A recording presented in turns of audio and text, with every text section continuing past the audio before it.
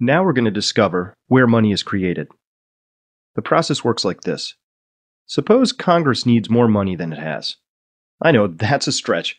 Perhaps it's done something really historically foolish like cutting taxes while conducting two wars at the same time. Now, Congress doesn't actually have any money, so the request for additional spending gets passed over to the Treasury Department.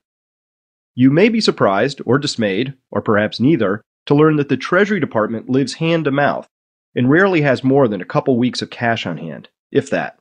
So the Treasury Department, in order to raise cash, will print up a stack of Treasury bonds, which are the means by which the U.S. government borrows money. A bond has a face value, which is the amount it will be sold for, and it has a stated rate of interest that it will pay to the holder. So if you bought a bond with $100 face value and that paid a rate of interest of 5%, then you'd pay $100 for this bond, and you'd get $105 back in a year. Treasury bonds are sold regularly in auctions, and it's safe to say that the majority of these bonds are bought by big banks, such as those of China and Japan recently. At auction, the banks purchase these bonds, and then money gets sent into the Treasury coffers, where it can be dispersed for the usual array of government programs. Now, I promised you that I'd show you how money first comes into being, and so far that hasn't happened, has it? The bonds are being bought with money that already exists in the banking system. Money is created by this next mechanism, where the Federal Reserve buys a Treasury bond from a bank. When the Fed does this, they simply transfer money and the amount of the bond to the other bank and take possession of the bond. A bond is swapped for money. Now, where did this money come from? Glad you asked. It comes out of thin air as the Fed creates money when it buys this debt. New Fed money is always exchanged for debt, and so now we can put the title on this page. All dollars are loaned into existence. You don't believe me? Here's a quote from a Federal Reserve publication entitled Putting It Simply.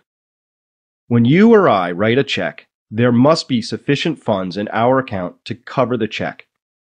But when the Federal Reserve writes a check, there is no bank deposit on which that check is drawn. When the Federal Reserve writes a check, it is creating money.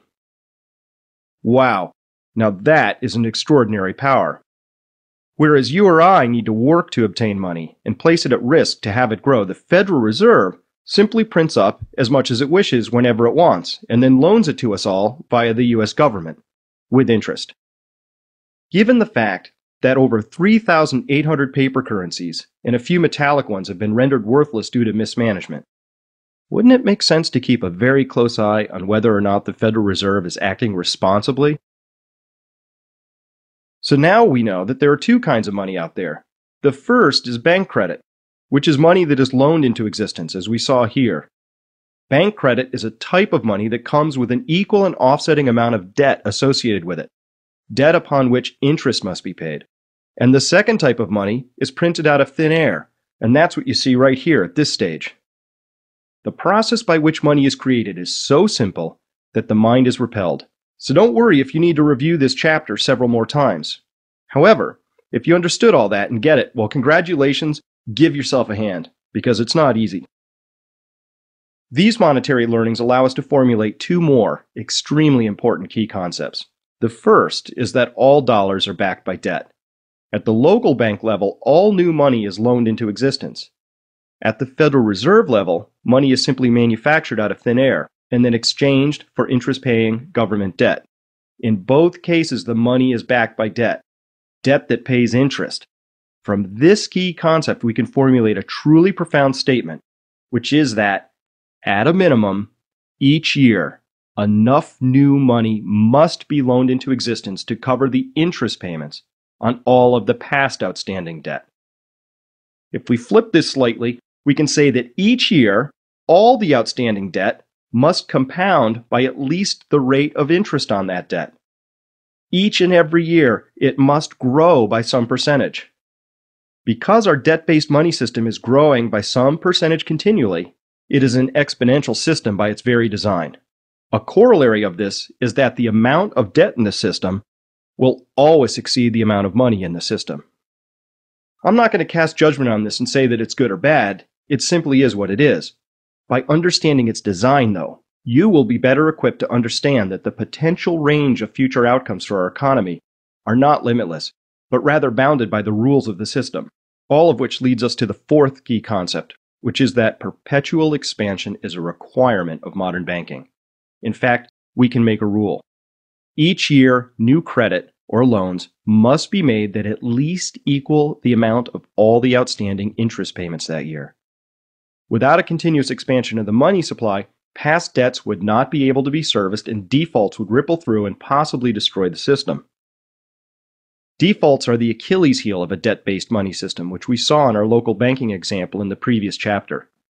Because of this, all the institutional and political forces in our society are geared towards avoiding this outcome. So the banking system must continually expand, not necessarily because it's the right or wrong thing to do, but rather simply because that is how it was designed.